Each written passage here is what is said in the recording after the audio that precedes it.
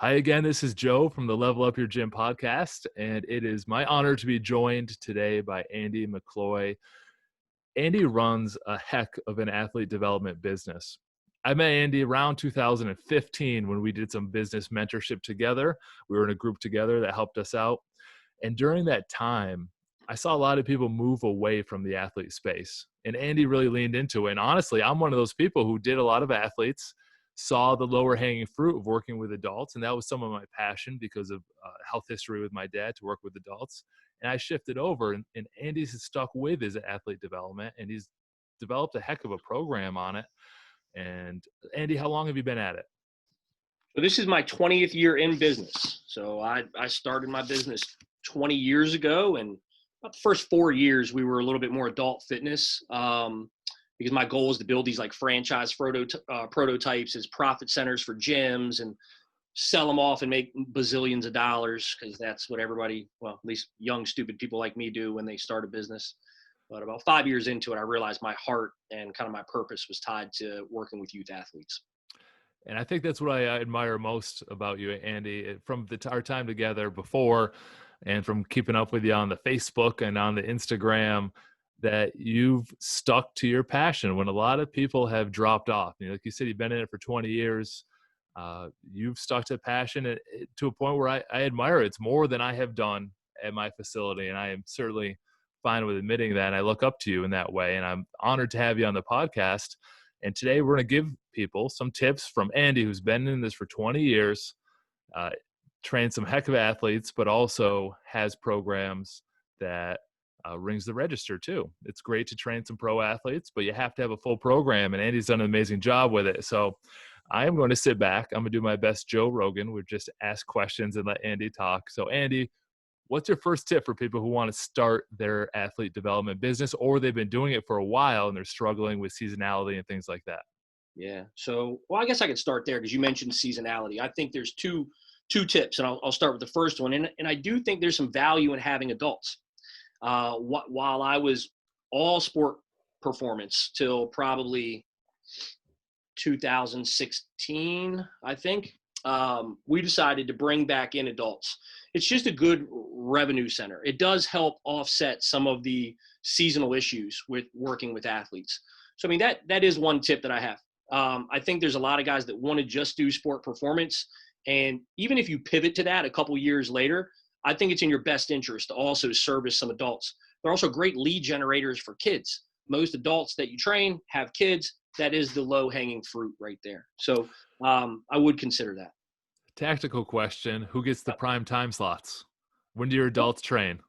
That's a good question, actually. All of our mornings are allocated for adults pretty much, and the evenings are all athletes or small group, semi-private, one-on-one for adults. But all of our class stuff is front-loaded early in the morning for adults. Okay, that makes a heck of a lot of sense. That's a great tip because I know we'll get that question. Those 5, 6 p.m. time slots after work, who gets them? Yeah, and we do have one 6 p.m. class that runs 3 days a week where they kind of have to share the room with the athletes. And they are long-term members of ours that have been around for a long time. I could see it being challenging to integrate a new person into that environment. Like we funnel every new person into the mornings because we do have a different culture. It's in the same building, but there is a different culture and a different approach there. So, yeah. That makes great sense. How many people are in your small group in the evening for the adults? So we have, I think, 2 groups of 4 that are running, and then 2 one-on-ones that are running around that time, and then 1 class that's 12 and under. Ironically, I'm going to use a bakery analogy because I can't remember who told me this. Maybe it was one of my local business buddies. They said, like, if you're doing athletes are kind of like your everyday items, making your bagels, baking your cookies. It rings the register, sells it. And then, like, when you get your adult program, that's like selling a wedding cake. Like, it's good to have them. It's good to sell them, but you're not going to have a business just on selling wedding cakes. You have to have everything else as well. I like that. You just want me to keep rolling from here, I guess? Yeah, heck yeah. So, all right. So second tip, and this is a little controversial, in my opinion, because it goes against what we're told. Like everybody says riches are in the niches, and like we should probably just focus on one sport. And I think it's a really bad idea.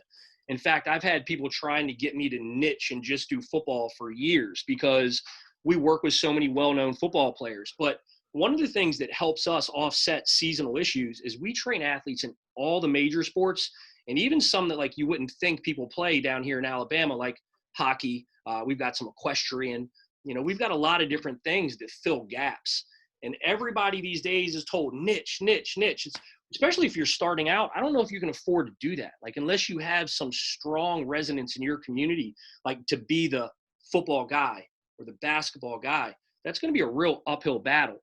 But even with our positioning as the football people, still difficult, man. So in my opinion, I don't think you niche. I think you go broad. And I know that is the opposite advice of what a lot of people would say, but in my experience, it's worked for me and a lot of the guys I work with really well. What I've seen going on in the Northeast to back you up on this is that some of the major sports have been getting free trainers to their high schools provided by the hospital groups, the same ones that provide athletic trainers like tape ankles and everything. And then the coach mandates that they go to those workouts. So if you go all in on a niche and all of a sudden the school provides it and mandates they go there, you're out of business. So I think that's very intelligent, Andy, to point that out, that we might have played former sports, and we see a lot of young coaches that want to coach what they played, and that's what they want to go with it. But you have to be intelligent enough to understand how to apply training, the fundamental principles across multiple sports. Yeah. This is something else that came to mind when you were just talking there, is that also when you build your program, I think there's a way that you can set your model up to where you're not as vulnerable to those things. So we have a lot of kids that also get training at school. In Alabama, for crying out loud, they start strength and conditioning in like 6th grade. And I won't even go into that, but that's a whole nother discussion. So we've had to build our program to be we build it to be the supplement, not the show. So we are working on things that they're doing at school, like Olympic lifting, but with a different intent and purpose. We're trying to clean up technique, work on bar speed to make sure they get more out of what they do at school. Most of these programs at school are very bilateral, big lift dominant. So for example, like we actually removed the bench press completely from our program years ago. That was very hard for me as somebody that loves the bench press. So I think even the way that you build your program, it matters. You need a training system that takes into account all of those things as well. So. Yeah, that makes a heck of a lot of sense to supplement what's going on at the schools, because if it hasn't come to your area, it probably will be, unless you're a very rural area. And the hospitals are the people that are doing it, because they place ATCs in schools, so they have that direct funnel for any orthopedic things. It just makes sense for them to go in the other direction as well, either as a post-therapy option or a performance option too. So, yeah, it makes a lot of sense, and I've seen them provide the strength coach for free, because I've talked to the schools and they say, they're providing the ATC and the strength coach at a loss, so they will make money down their funnel with orthopedic surgeries. And while it makes it makes sense, but it cuts you out if you're in that niche 100%. Yeah, they can. And here's, I guess my third tip that came to mind is be a local legend. What I mean by that is, I think we are in a world now where everybody wants to sit behind their computer. They want to build their funnel. They want the best ad. They spend a lot of time on avatars and all this stuff. Like, you should be doing this stuff. Don't get me wrong.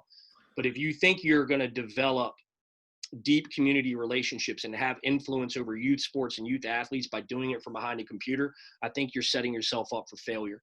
You've got to get out on the street and meet people and connect with people.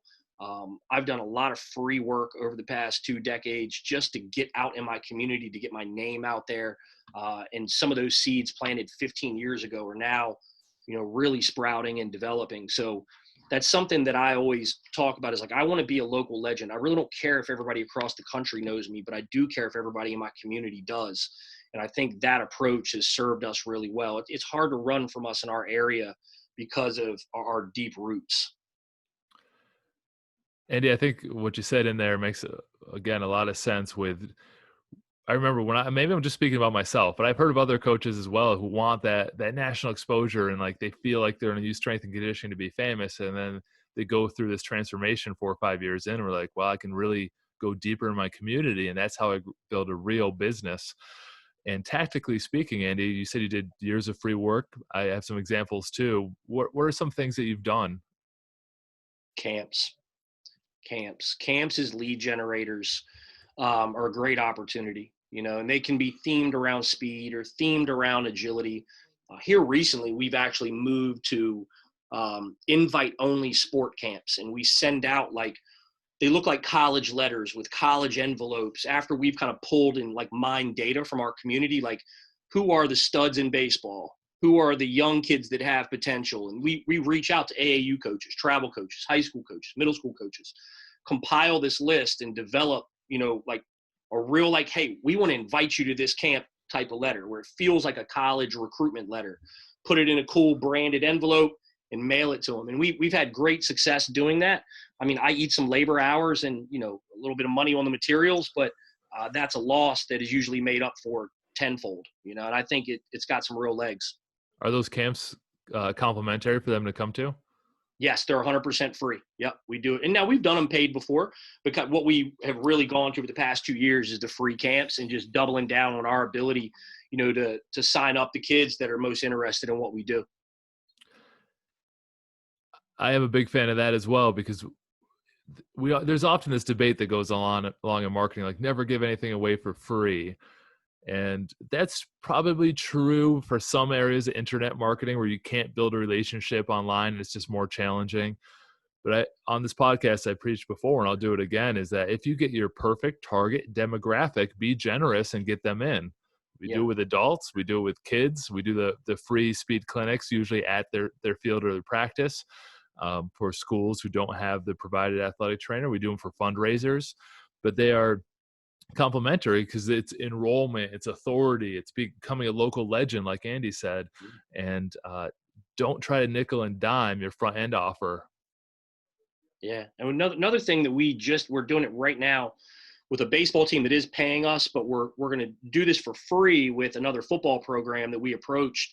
What we're going to do is go out and take our digital system, time everybody's flying 10, convert it into miles per hour, buy them this big leaderboard, right, and put it in their weight room, might have a little bit of our branding on it, right, and rank their players.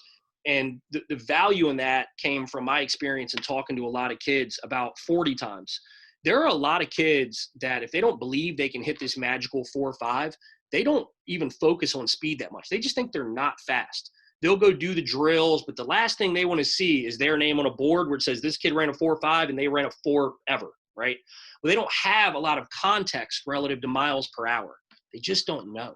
So when you take that test out of it and convert it to miles per hour, we found a degree of competitiveness that you don't see when you're timing 40s or 60s, for example. So we're going to do that for free for this football team, and I suspect it'll lead to other beneficial things down the road.